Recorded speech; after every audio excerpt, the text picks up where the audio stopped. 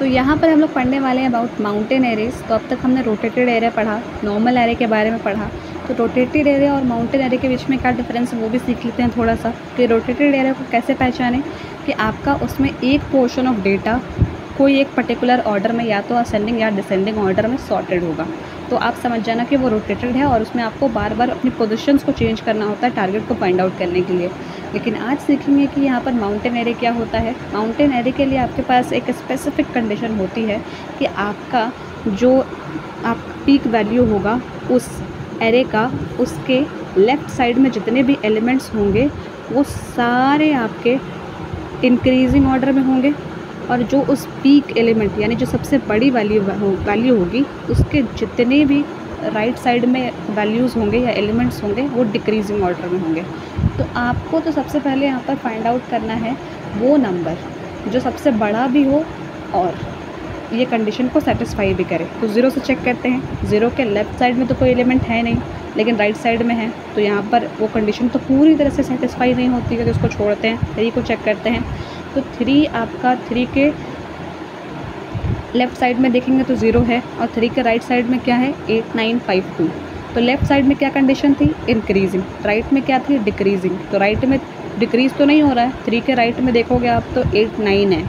8 9 क्या वो डिक्रीज़ हो कहाँ हो रहा है, वो पहले इंक्रीज़ हो रहा है ना। 8 से 9 बड़ा हुआ, फिर बड़े होने के बाद घटा, वो नहीं चलेगा। आपको प्रॉपर डिक्रीजिंग ऑर्डर चाहिए होगा। फिर चलते हैं 8 की तरफ। तो 8 जो आपका नंबर है वो उसका हम लोग लेफ़्ट साइड चेक करते हैं। लेफ़्ट साइड में क्या वैल्यूज़ हैं, 0 और 3। तो हाँ, ये बढ़ रहे हैं, इंक्रीजिंग ऑर्डर में है। 8 के आप राइट साइड में चलेंगे तो क्या वैल्यूज़ हैं, 9 5 2। ये डिक्रीजिंग ऑर्डर में भी हैं, घट भी रहे हैं। तो ये सेटिस्फाई तो कर रहा है। तो आप बोलेंगे कि ये हाँ, ये पीक वैल्यू होनी चाहिए। जी हाँ, आप सही सोच रहे हैं, लेकिन हमने एक और भी तो कंडीशन पढ़ी थी कि उस एरे में सबसे बड़ा नंबर होना चाहिए वो। तो यहाँ पर 8 के अलावा एक और बड़ा नंबर भी तो है, 9। तो हमें 9 का भी कंडीशन चेक करना होगा। अगर 9 नहीं होता तो आप कह सकते थे कि हाँ, ये 8 आपका इस एरे का पीक वैल्यू है। पीक यानी कि बड़ा वैल्यू और इस कंडीशन को सेटिस्फाई करने वाला भी। तो 9 का भी चेक कर लेते हैं। 9 के लेफ़्ट में क्या है, 0 3 8, इंक्रीज़ हो रहा है, वैल्यूज़ बढ़ रही हैं, सेटिस्फाई हो गया। और 9 के राइट में 5 2 है, सिर्फ 5 2, तो वो आपका डिक्रीज़ हो रहा है। तो ये कंडीशन भी सेटिस्फाई करता है और ये सबसे बड़ा वैल्यू भी है, यानी बड़े नंबर भी है इस वाले एरे में। तो हम यहाँ पर ये समझ सकते हैं कि यही है आपका वो पीक वैल्यू इस पर्टिकुलर एरे में, और ये बताता है हमें कि हाँ, ये माउंटेन एरे है। तो आपको आई थिंक अब क्लियर हो गया होगा माउंटेन एरे को कैसे फाइंड आउट करते हैं। अगर आपको कोई एक पर्टिकुलर एरे गिवन हो तो कैसे पहचाने कि ये माउंटेन एरे है या नहीं। तो उसको पहचानने के लिए हमने इतना तो सीख लिया। अब इसका एक छोटा सा ग्राफ भी देख लेते हैं। ग्राफ बहुत सिंपल है, घबराइए नहीं। यहाँ पर हमने बस एक नंबर लाइन लिया है, नॉर्मल जो नंबर लाइन होती है वहाँ पर प्लॉट किया है जो भी एलिमेंट्स आपको इस एरे में दिए हुए हैं। 0 3 2 मतलब सारे ऑर्डर से पॉइंट आउट किए हैं।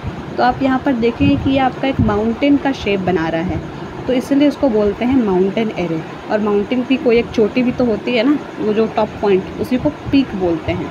तो आप बोलेंगे कि 5 पीक पॉइंट है। ये बस ग्राफ का एक प्लॉटिंग का तरीका है, लेकिन जो एक्चुअल कंडीशन होती है पीक वैल्यू को ढूंढने के लिए और माउंटेन एरे का कंडीशन सेटिस्फाई करने के लिए, वो हमने डिटेल में पढ़ लिया है। तो इतना तो आपको क्लियर होना चाहिए।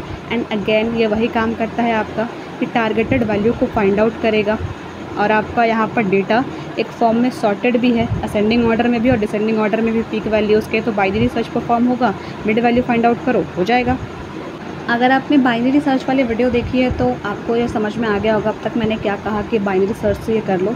अगर नहीं भी देखा है तो कोई बात नहीं, हम लोग थोड़ा सा डिस्कशन कर लेते हैं कि आपको सबसे पहले ये माउंटेन एरे का आइडेंटिफिकेशन तो हो गया, लेकिन काम तो आपको टारगेट फाइंड आउट करना है ना। और आपको यहाँ पर दिख भी गया कि आपका डेटा सॉर्टेड है एक फॉर्म में, कुछ पोर्शंस ऑफ डेटा। तो जब भी आपका डेटा सॉर्टेड हो एरेज में, तो हम लोग वहाँ पर बाइनरी सर्च का यूज़ करते हैं। बाइनरी सर्च यानी क्या, कुछ सर्च करना। क्या सर्च करना, अपने टारगेट को सर्च करना।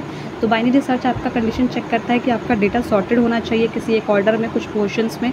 और दूसरा, आपको फिर मिड वैल्यू फाइंड आउट करना होगा। मिड कैसे, जो आपका स्टार्टिंग इंडेक्स है और जो एंडिंग इंडेक्स है उनकी वैल्यूज़ को जोड़ के 2 से डिवाइड कर दो। फिर आपका जो भी आएगा, 2.5 आया तो उसका हम लोग 2.5 नाम का तो कोई इंडेक्स होता नहीं है ना, तो हम लोग 2 सेकेंड इंडेक्स ले लेंगे। सेकेंड इंडेक्स ऐसा नहीं, 2 वाला इंडेक्स। एरे का इंडेक्स आपका 0 से शुरू होता है, इसलिए मैंने ऊपर इंडेक्सिंग का नंबर भी दे दिया है। तो 2 कहाँ पे आ रहा है इंडेक्स में, तीसरी जगह पे। तो उसका वैल्यू क्या है 8, तो 8 आपका हो गया मिड वैल्यू। अब आप देखो कि टारगेट और मिड वैल्यू सेम है या नहीं, नहीं है, कोई बात नहीं। अब ये चेक होगा कि जो आपका टारगेट है वो किस तरफ ढूंढा जाए। हम लोग यहाँ पर कंप्यूटर का लॉजिक डिस्कस कर रहे हैं कि कंप्यूटर कैसे काम करता है इन केसेस में मेमोरी के अंदर। तो हमने पहले तो मिड को और अपना टारगेट को मिलाकर चेक किया, वो लोग इक्वल नहीं हैं। तो उसके बाद क्या होता है कि हम यहाँ पर मिड और टारगेट इक्वल नहीं है, तो क्या मिड वैल्यू टारगेट से बड़ी है या छोटी? तो मिड वैल्यू आपका टारगेट से छोटा है। तो इसका मतलब क्या हो गया कि आपको या तो लेफ़्ट साइड अब चेक करना होगा या राइट साइड चेक करेगा आपका सिस्टम अपनी टारगेट वैल्यू तक पहुंचने के लिए। तो ये माउंटेन एरे है और हमने ये भी समझ लिया है कि जो पीक वैल्यू है, पीक वैल्यू के लेफ़्ट साइड में सारे नंबर्स आपके इंक्रीजिंग ऑर्डर में है और टारगेट से छोटा है मिड, यानी कि हमें छोटी वैल्यूज़ नहीं चाहिए, हमें मिड से थोड़ी बड़ी वैल्यूज़ चाहिए। तो मिड से बड़ी वैल्यूज़ किस साइड मिलेंगी? राइट साइड में। क्यों? क्योंकि ये आपका माउंटेन एरे है। माउंटेन एरे में आपका राइट साइड में वैल्यूज़ डिक्रीजिंग ऑर्डर में होती हैं, यानी बढ़ते से छोटा होता है, तो वो उस साइड से 1 बाय 1 चेक करेगा और आपको टारगेट वैल्यू मिल जाएगी।